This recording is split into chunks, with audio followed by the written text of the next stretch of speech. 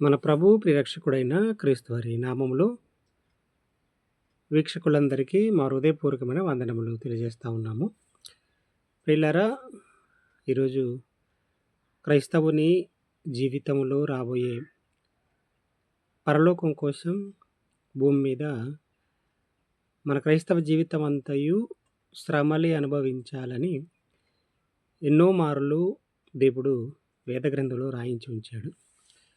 ఎవరైతే యేసుక్రీస్తుని విశ్వసిస్తున్నారో, ఎవరైతే యేసుక్రీస్తుని విశ్వాసిగా అంగీకరిస్తున్నారో, ఎవరైతే యేసుక్రీస్తుని నమ్మి విశ్వాసులుగా పిలువబడుతూ ఉన్నారో, వారందరికీ ఫిలిప్పీ సంఘానికి రాసినప్పుడు పౌలు గారు, క్రైస్తవులుగా పిలువబడుతున్న వాళ్ళకి పౌలు గారు ఒక చక్కని సందర్భాన్ని రాసి పెట్టారు. చదువుకుందాము. ఫిలిప్పీ సంఘానికి రాసినప్పుడు మొదటి పత్రిక 30 వచనంలో, క్రీస్తునందు విశ్వాసముంచటం మాత్రమే కాక ఆయన పక్షమున శ్రమపడుటయు ఆయన పక్షమున మీకు అనుగ్రహింపబడెను. క్రీస్తునందు విశ్వాసం ఉంచటం మాత్రమే కాదు, విశ్వాసం ఉంచాలి. విశ్వాసము తప్పకుండా విశ్వాసం ఉంచాలి. విశ్వాసం కలిగి ఉండాలి కూడా. కానీ విశ్వాసం మాత్రమే కాదు, విశ్వాసం మీదే ఆధారపడడం కాదు, విశ్వాసముతోనే ఆ పరలోకం సాధించాలని కాదు. ఇప్పుడు విశ్వాసముతో పాటు విశ్వాసం ఉంచటం మాత్రమే కాక ఆయన పక్షాన శ్రమ పడాలి అని చెప్తున్నాడు. శ్రమ క్రీస్తుని ఎవరైతే స్వీకరించారో, క్రీస్తుని స్వీకరించి ఎవరైతే విశ్వాసులుగా పిలువబడుతున్నారో క్రైస్తవులుగా, మనమంతా కూడా శ్రమ పడుట అనేది మనకు దేవుడు అనుగ్రహించాడట. మనకు అనుగ్రహం ఏంటంటే శ్రమ పడటం అనేది దేవుడు మనకు అనుగ్రహించాడు.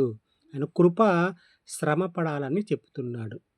దేవుడు క్రీస్తునందు విశ్వాసం ఉంచటం మాత్రమే కాక ఆయన పక్షాన శ్రమ పడుట మీకు అనుగ్రహింపబడింది. మనకు అనుగ్రహింపబడింది ఏమనుకుంటున్నారు? శ్రమ అనుగ్రహింపబడింది. ఎంతవరకు?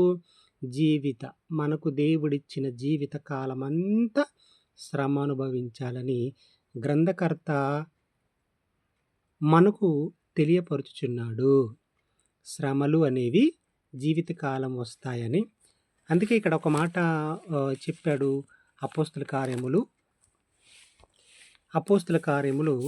14:22లో ఒక సందర్భాన్ని ఆయన మాట్లాడతాడు.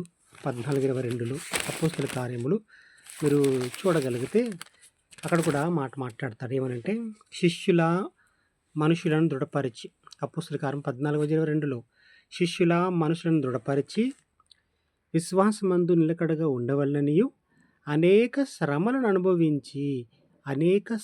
అనుభవించి మనము దేవుని రాజ్యంలో ప్రవేశింపవలననియు వారిని హెచ్చరించిరి. దేవుని రాజ్యంలో ప్రవేశించాలంటే శ్రమలు కొద్ది కాలానికి సంబంధించినవి కావు అని, తాత్కాలికం కావు అని, అవి మన జీవిత కాలం అంతయు ఉంటాయని గ్రంథకర్త ఆ రోజు ఉన్న ఆ క్రైస్తవుల మధ్య చెబుతున్న మాట. మనము పరలోకం చేరేంతవరకు ఈ శ్రమలు వస్తాయి. ఈ అనేక శ్రమలు ఖచ్చితంగా మనం అనుభవించాలి. అలా అనుభవించిన తర్వాతనే పరలోకం వస్తుంది, దేవుని రాజ్యానికి చేరుకుంటాము అని హెచ్చరించు అన్నాడు. శ్రమలు అనుభవించకుండా భూమి మీద సుఖపడి పరలోకానికి వెళ్ళిపోతానన్న ఆ భ్రమను వారి నుండి తొలగించి శ్రమలు జీవితకాలం ఉంటాయని వాళ్ళకి నేర్పించు, హెచ్చరించు అన్నాడు. ప్రియ సహోదరులారా, మనమంతా కూడా శ్రమలు తప్పనిసరిగా అనుభవించాలి. పరలోకం శ్రమలతోనే చేరాలి. కనుక క్రీస్తునందు విశ్వాసం ఉంచడమే కాకుండా శ్రమ కూడా అనుభవించాలని ప్రేమపూర్వకంగా మిమ్మల్ని కోరుతూ నా మాటలు ముగిస్తున్నాను. అందరికీ వందనాలు.